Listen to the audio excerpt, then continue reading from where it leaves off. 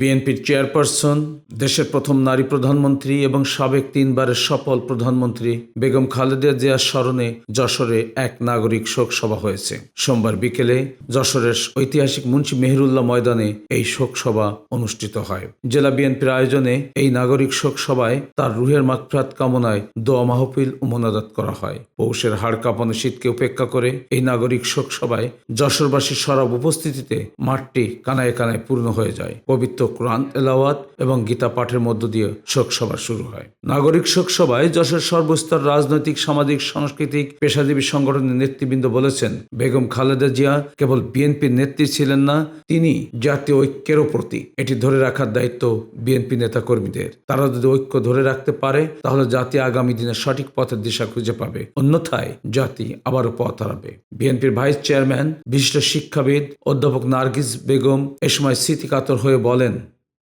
শত্রু মিত্র চিনিয়ে দেবার জন্য তার বক্তব্য, ওদের হাতে গোলামীর জিনজির, আমাদের হাতে স্বাধীনতার পতাকা।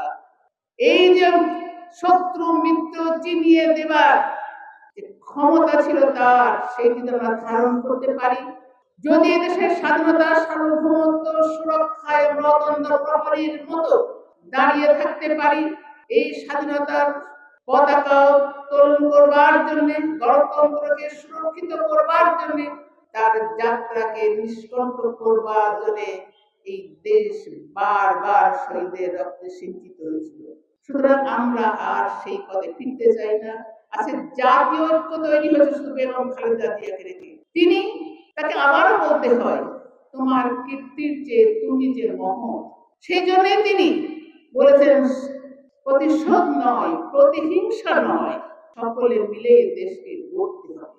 নাগরিক শোক সভায় বিএনপির খুলনা বিভাগীয় ভারপ্রাপ্ত সাংগঠনিক সম্পাদক এবং ত্রয়োদশ জাতীয় সংসদ নির্বাচনে যশোর 3 সদর আসনে ধানের শীষ মনোনীত প্রার্থী অনিন্দ ইসলাম অমিত বলেন, বেগম খালেদা জিয়ার জানাজা সাক্ষ্য দেয়, বেগম খালেদা জিয়া শুধু বিএনপির নেতৃত্ব ছিলেন না, বেগম খালেদা জিয়া বাংলাদেশের অভিভাবক হয়ে উঠেছিলেন। আর তাই যশোর জেলা বিএনপি আজকের এই আয়োজনে সেই ঐক্যের বার্তা দিতে চেয়েছে।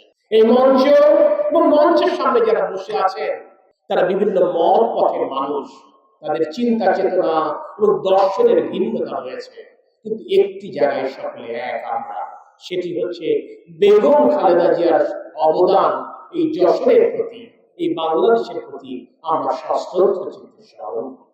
আমি শুধু এই কথাটি বলবো, আপসহীন নেত্রী, দেশের নেত্রী বেগম খালেদা জিয়ার কর্মী হিসেবে তার রাজনৈতিক দলের একজন সদস্য হিসেবে আমরা অঙ্গীকার করতে চাই, বাংলাদেশের স্বাধীনতা এবং সার্বভৌমত্বের প্রশ্নে আমি এবং আমরা কোনদিন আপোষ করব না।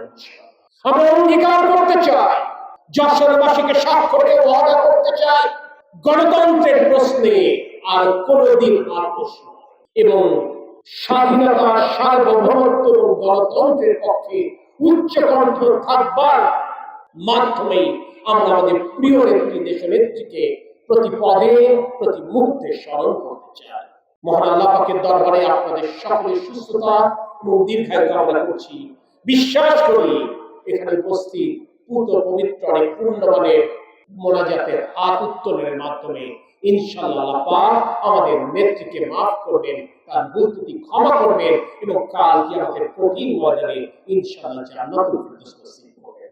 শোক সভায় অন্যান্যের মধ্যে বক্তব্য দেন জেলা জামাতের সেক্রেটারি অধ্যাপক আবু জাফর, জেলা ইমাম পরিষদের সিনিয়র সহসভাপতি মুফতি আব্দুল মান্নান, বিশিষ্ট আইনজীবী ও রাজনীতিবিদ এনামুল হক, সংবাদপত্র পরিষদের সভাপতি একরামুদ্দৌলা, শিক্ষাবিদ অধ্যাপক আইয়ুব হোসেন, যশোর 5 মনিরামপুর আসনে বিএনপি মনোনীত প্রার্থী রশিদ বিন ওয়াক্কাস, জুলাই যোদ্ধা ও সিপিবি মনোনীত যশোর 3 আসনের সংসদ সদস্য প্রার্থী রাশেদ খান, সিপিবি যশোর জেলা শাখার সভাপতি মাহবুবুর রহমান মজনু, জাতীয় নাগরিক পার্টি জেলা শাখার আহ্বায়ক নুরুজ্জামান, বিপ্লবী কমিউনিস্ট লীগ যশোর জেলা শাখার সম্পাদক তসলিম উর রহমান, লেখক ও গবেষক বেনজিন খান, জেলা পূজা উদযাপন পরিষদের সভাপতি দীপঙ্কর দাস রতন, ব্যবসায়ী Shyamal Das, doctors association of Bangladesh Jessore জেলা শাখার নেতা হারুনুর রশিদ, জেলা ক্রীড়া সংস্থার সাবেক সাধারণ সম্পাদক শফিকুজ্জামান, রাইটস যশোর নির্বাহী পরিচালক বিনয় কৃষ্ণ মল্লিক, উদিসি যশোর জেলা শাখার সভাপতি অ্যাডভোকেট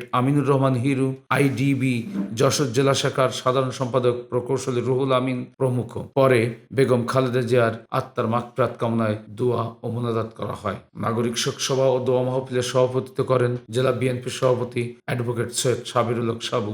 অনুষ্ঠানটি পরিচালনা করেন জেলা বিএনপির সাধারণ সম্পাদক দেলোয়ার হোসেন খোকন।